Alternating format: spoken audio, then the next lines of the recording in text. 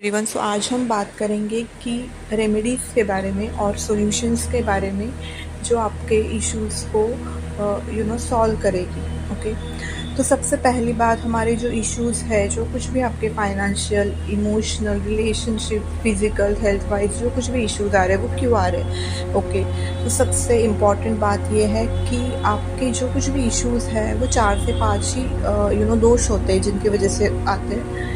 वो है ग्रह दोष, दूसरा पितृ दोष, तीसरी चीज़ होती है कोई देवता नाराज़ हो गया, या फिर आपके लिनिएज में किसी ने बहुत घटिया कर्म कर रखे हैं, वो होते हैं। ठीक है, या फिर आपने किसी जन्म में बहुत ही मतलब गलिच कर्म करेंगे, तब आपको बहुत बड़े बड़े दोष लगते हैं, उसमें दोष लगते हैं और ज़िंदगी आराम से नहीं कट पाती, बहुत सारे प्रॉब्लम्स बार बार बनते हैं। ठीक है, तो ये सारे भी इशू है, हर कोई इशू है, उसके लिए एक छोटी छोटी रेमेडीज़ आप कर सकते हो।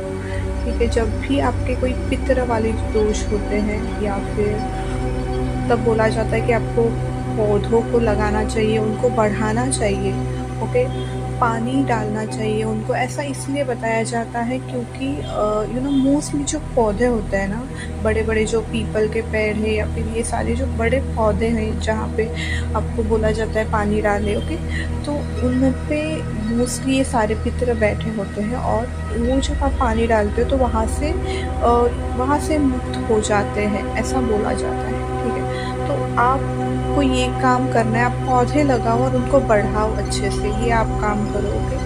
अगेन, इफ़ आपका वास्तु दोष भी होता है तो वो एक अलग बात है, आपको वास्तु वाले को दिखा के करना है। ठीक है, बट वो भी उसी में आ जाता है, पितर कभी नाराज़ हो जाए तो आप गलत वास्तु में फंस जाते हो। ओके, तो इसकी वजह से बहुत सारे पेड़ बताए जाते हैं, हर ग्रह से रिलेट करके आ जाते हैं हर एक पेड़ को। ठीक है, तो उस तरीके से आप, बट मैं आपको ये बताऊंगी, आप कोई भी पेड़ की सेवा कर सकते हो। इन सब चीज़ों में आप पेड़ों की सेवा करो, या फिर आप वैसे भी कर सकते हो, आप घर में भी पेड़ लगा सकते हो। छोटा सा ऐसा बोलते हैं ना, हम गार्डन तैयार करके उनकी सेवा करना, ये सबसे बड़ा और सबसे अच्छा ये होगा, रेमेडी है पितरों के लिए। ओके, और वो जो पक्ष होते हैं उसमें, पितृपक्ष में वो सारे जो रिचुअल्स करने हैं वो अच्छे से किया करो, वो भी एक अच्छी रेमेडी बताई जाती है। ओके, एंड तीसरी और ओके, सो ये हुआ पितरक से रिलेटेड। ओके, अभी ग्रह से रिलेटेड जो कुछ भी इश्यूज होते हैं, आपको उसके लिए क्या करना है। ओके, सपोज आपको किसी कुंडली वाले ने बता रखा है कि आपको गुरु में इशू है, या फिर शनि से रिलेटेड इशू है, या फिर किसी भी लाइक केतु रिलेटेड, ये सारे इशू होते हैं। ओके, होते हैं, ग्रह रिलेटेड इशू आते हैं। ओके, तो उसमें बताया जाता है कि आपको तो सबसे पहले ये पहनने हैं, क्रिस्टल्स पहनने हैं, और मतलब वो ये बताते हैं कि आपको लाइक गुरु का पुखराज पहनो, या फिर मंगल का मूंगा पहनना है, या फिर ये सारी चीज़ें आपको पहननी है। ठीक है, बहुत सारे लोग नहीं पहन पाते, वो बताते इसलिए है क्योंकि वो ना कोई अमाउंट ऑफ इफेक्ट रिफ्लेक्ट होगा उससे। ठीक है, तो एक पर्टिकुलर वेवलेंथ आती है उस ग्रह दोष से, तो वो रिफ्लेक्ट हो जाएगी, इसलिए आप वो पहनो। ठीक है, तो होता है, वो वर्क करता है, बहुत ज़्यादा नहीं, बट ये 30-35% आपको इफ़ेक्ट होता है, और उससे ही आपको ना ऐसा लगता है आपको बहुत सारे काम बन गए। ओके, तो ग्रह से रिलेटेड जो कुछ भी इशू है उनको आपको निकालने के लिए आपको क्या करना है, उस दिन सपोज गुरु रिलेटेड है तो आप गुरु ग्रह को कि उसका जो कुछ भी मूल मंत्र है उसको बोल के आपको वहाँ पे ऐसी माफ़ी मांगनी है कि मैंने जिस किसी के लिए भी मन में ऐसे बोलना है, किसी भी जन्म में जाने अनजाने में कोई भी गलत कर्म किए हो, मन शक्ति या फिर इच्छा से, मेरे जाने अनजाने में, मेरे इस जन्म में या फिर किसी और जन्मों में मैंने कोई गलत कर्म किए हैं, या फिर मेरे लीनिएज में किसी ने किए हैं, तो मैं आपसे उसकी माफ़ी मांगता हूँ।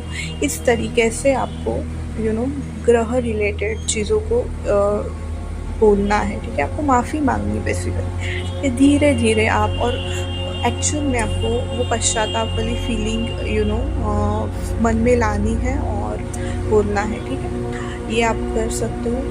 और जो अभी जो बड़े बड़े कर्म खराब हुए हैं उसके वजह से बड़े बड़े जब रोग बनते हैं, वो तो आपके बहुत बड़े खराब कर्म एक साथ आ गए हैं आपके पास, और कुछ तो मेजर आपने किसी के साथ गलत किया है, फिर गलत लोगों से आप कनेक्टेड हो, उनसे करवाया था, ये सब चीज़ें ही होंगी, तभी आपके पास वो गलत कर्म आते हैं और बड़े उसके जो रोग है वो बनते हैं। तो उसमें आपको आकाशिक PLR ये सब देख के आप वो जो पास्ट लाइफ में जाके वहाँ पे देखोगे कि आपने एग्जैक्ट क्या किया और उसको आप पश्चाताप करना है। ओके, जब भी बहुत मेजर चीज़ें खराब है, ओके, तब उस इसमें, और in all cases, okay, in every cases आपको वैसे भी पश्चाताप वाली प्रार्थना डेली करनी है। ओके, कि मैंने मन, धर्म, इच्छा, क्रिया, वस्तु से इफ़ किसी का बुरा किया हो, चाहा हो, जाने अनजाने में, मैंने या फिर मेरे घर में किसी ने भी, और मेरे से रिलेटेड जितने भी लीनिएज है आपकी, उसके बारे में आपको बोलना है, उनके सबकी तरफ से आपको माफ़ी मांगनी है बेसिकली। ओके, भगवान के सामने आप डेली इस तरीके से माफ़ी मांगो। जब सुबह उठोगे, नहा के आओगे, जब भी 2 मिनट भगवान के सामने जब आप खड़े रहते हो, तब माफ़ी मांगना इसी लैंग्वेज में कि मन, इच्छा, कर्म, वस्तु, इच्छा से मैंने जाने अनजाने में किसी को दुख पहुंचाया है, किसी के लिए बहुत बुरा किया है, तो मैं उनसे आज माफ़ी मांग, मतलब एक्चुअल में फीलिंग ला के आपको माफ़ी मांगनी है। ऐसा आपको डेली प्रैक्टिस में करना है। ओके, ये आप करो।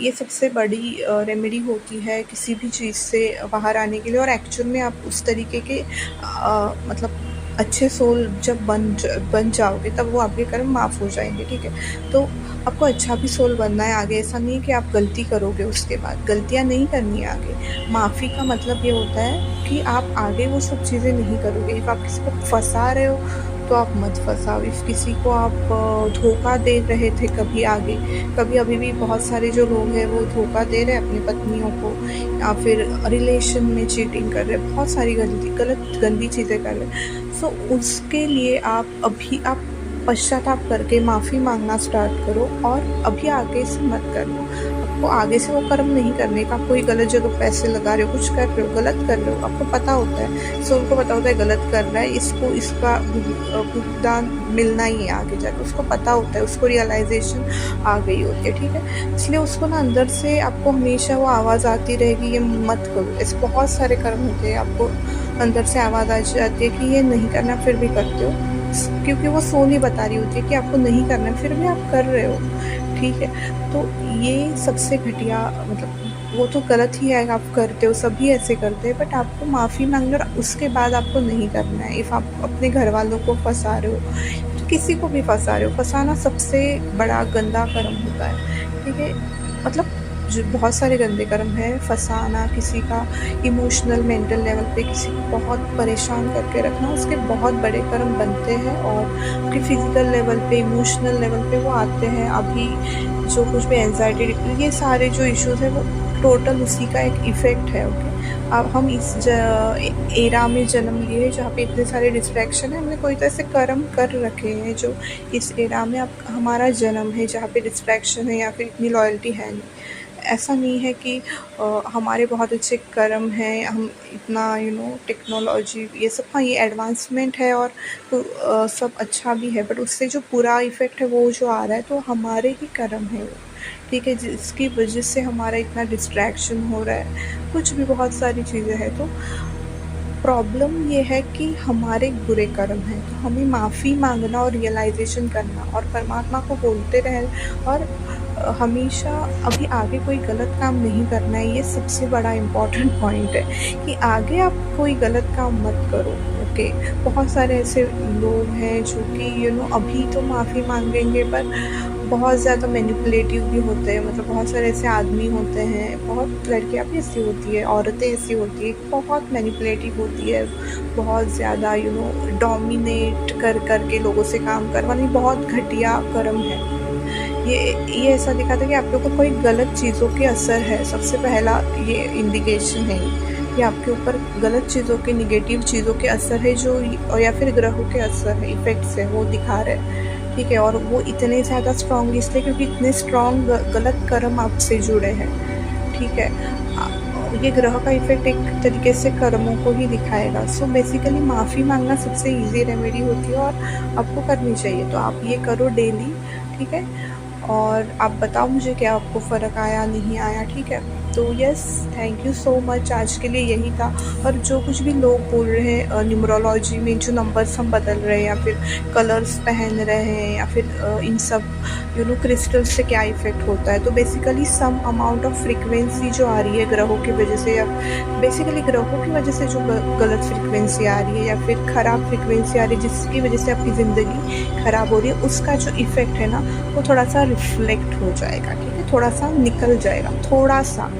इसका मतलब ये नहीं पूरी तरीके से न्यूमरोलॉजी पे बिलीव करके वो जो कुछ भी बोल रहे हैं वो करना है, ऐसा नहीं है बिल्कुल भी, ठीक है? थोड़ा बहुत इफ़ेक्ट कम होगा, बहुत ज़्यादा नहीं होगा, हमेशा याद रखना ये बात, ठीक है? बट वो जो थोड़ा बहुत होता है वो बहुत ज़्यादा लगता है, ओके? तो यस, तो ये सब चीज़ों का आपको ध्यान में रखना है, ठीक है? थोड़ा जो इफ़ेक्ट होता है वो सारे न्यूमरोलॉजी के पास न्यूमरोलॉजिकली ये करना चाहिए, एस्ट्रोलॉजर के पास जो कुछ भी वो पूजाएँ बोलते हैं वो करनी चाहिए, ये सब सच है, ओके? उससे जो कुछ भी प्रभाव है, जो इफ़ेक्ट है वो आपके ऊपर कम आएगा, एनर्जी रिफ्लेक्ट करेगी वो जो रेज़ है, क्योंकि आपने पूजा करवाई, आपने कुछ पहन रखा है, आपने कुछ बोल रहे हो मंत्र या फिर ये सब चीज़ें, इससे ये होता है बस, और कुछ नहीं होता उसमें।